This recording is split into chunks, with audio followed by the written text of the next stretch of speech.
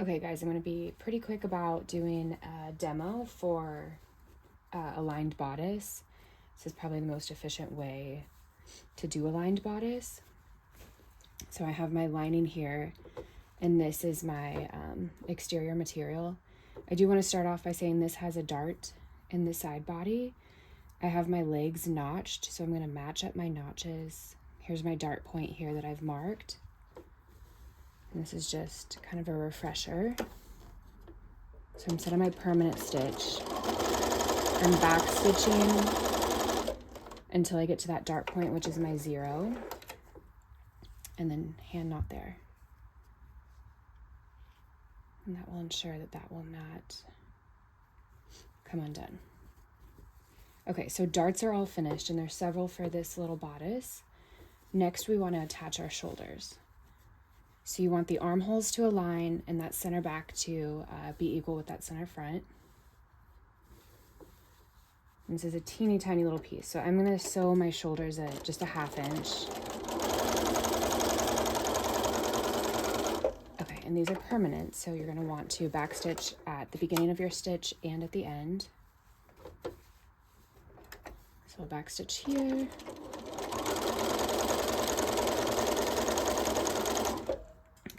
I'm going to do the same for the lining. So I'm going to sew my shoulders.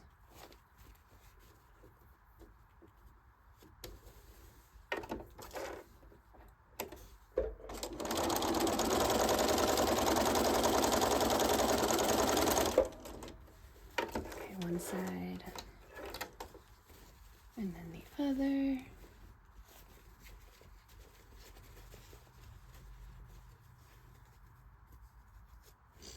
Again, being sure that your armholes are lined up and your center back and center front are both in the middle. Yikes, I'm caught.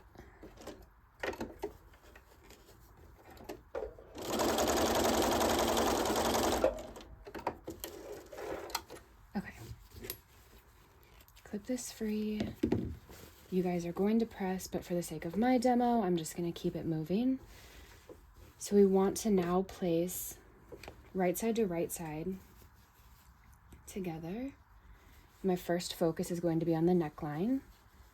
And again, I said you guys are going to press, and that means pressing these shoulder seams open.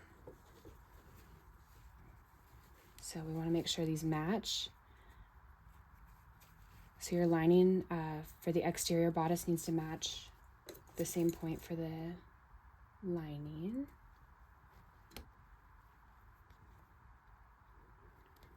And like I said, split open those seam lines there. Okay, hold on. Get this guy in position.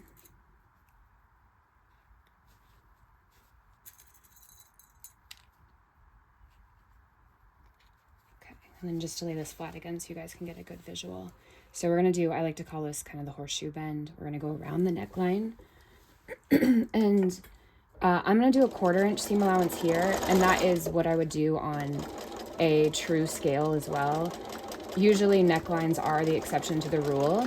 This helps you so that you don't have to cut away so much bulk.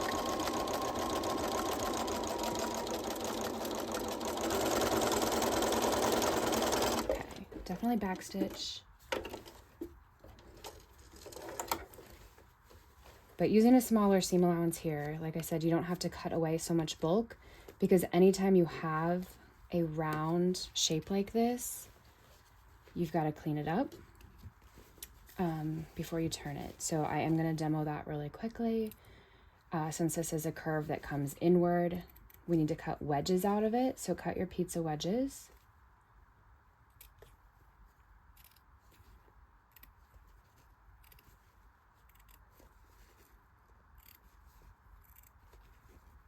And these do not have to be precise because, again, this is a lined piece, so all of this will be unseen.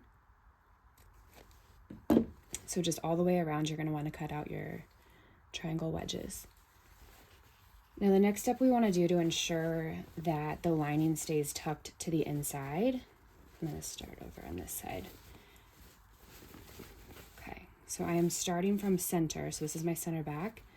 we want to pull that seam allowance over to the lining side. So my light blue is my lining. My seam allowance I want to pull to be under the lining, and my stitch will fall on the lining. So not in the ditch, but truly on the lining by maybe a 1/16 of an inch. So you're going to have to kind of eyeball this. The trickiest part here, I'm going to backstitch, is that this is such a big curve. There's so much fabric. So you kind of want to pull this taut, hold some tension there, and then just take it slow, because you can easily like boo-boo this part. And then just check frequently to make sure that seam allowance again is under the lining, because our goal here is to adhere that seam allowance to the lining side to really get the effects of the understitch. But yeah, pull it straight. You can almost pull it to appear straight like this, even though it's not, like you've got a lot of excess fabric that comes here because of that curve.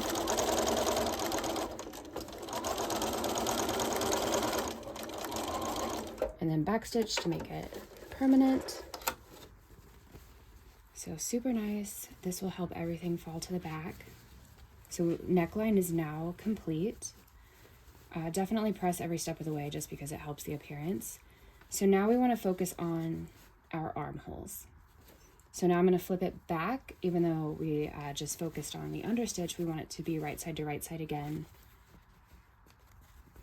to now be able to sew just the C shape of this armhole. So we've got 2 armholes left and right, but now we want to sew the C. So we want to start at the armpit here. I'm moving back to that 1/2 inch seam allowance as if this were a true bodice piece. So that neckline is what the exception is. But now we're back to an armhole, which is a major seam. Okay, and then make sure your seam allowance is split open at the shoulders to then come down around the curve and backstitch.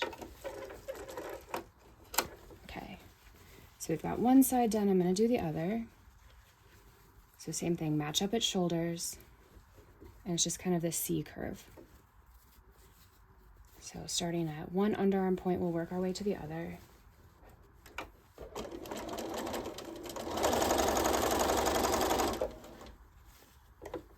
Again, making sure shoulder seam allowances are split open.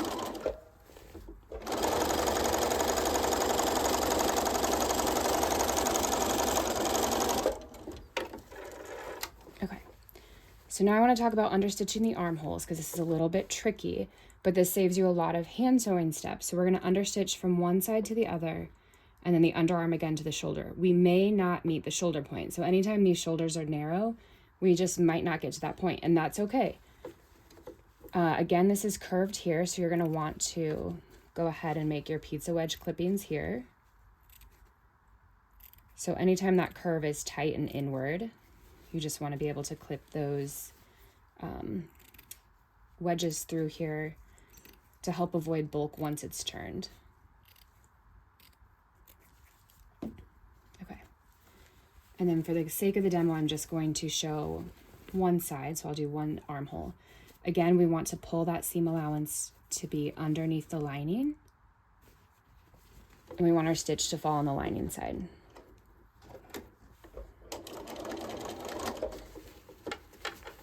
And like I said, this gets super narrow, so it's not the easiest to maneuver, but it definitely can be done, and it is worth taking the time to complete this step. Okay, so I've only gotten this far until my machine can't go any further. At the shoulder, backstitch there.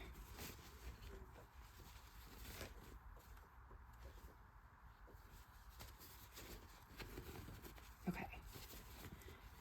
And now for the other side, I'm going to do the same thing.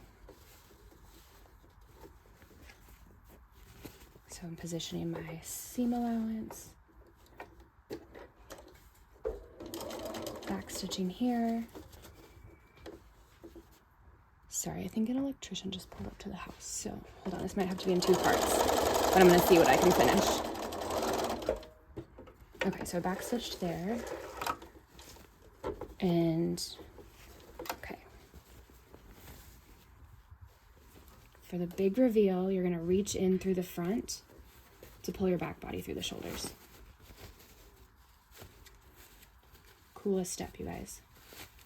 And I swear this saves you hand sewing. Not only that, but being a perfectionist myself, I swear everything just looks a lot more even when it's done on the machine, at least when it comes to this. Like, there's a time and place for hand sewing, and I will not deny that, because I don't hate hand sewing. But anytime I can have a better outlook, and this is one of those places, I will do it. So cool, now you can see we've got clean finished armholes and neckline, but our side seams are not yet complete. And this is the tricky part. So now we want to take this underarm to meet this underarm. And no one will ever know your secret if you can get these points at the underarm to match.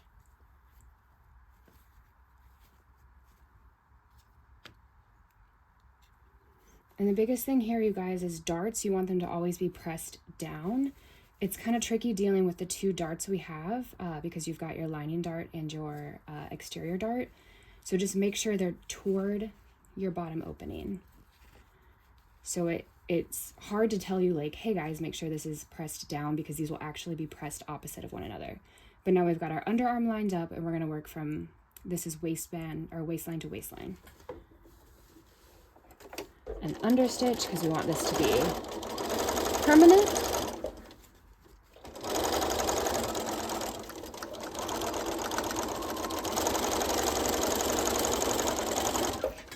Okay, I'm going to do that on both sides super quick so I can show the reveal. So again, super nice on this side, just to like lay this out flat. We're going to meet underarm to underarm. So that's this point here where the lining and the exterior bodice meet. Match those. Watch your darts on the front body.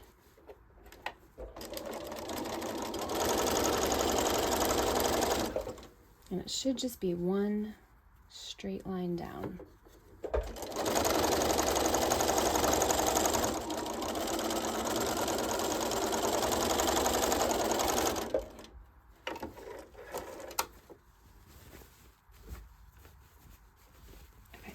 And there you have it. You've got a finished bodice. The armholes look amazing. Once you press those, the neckline looks beautiful all the way through the center back. And again, if that's pressed, it'll appear nearly perfect. So now you're ready to attach your skirt and add a zipper. And that's it.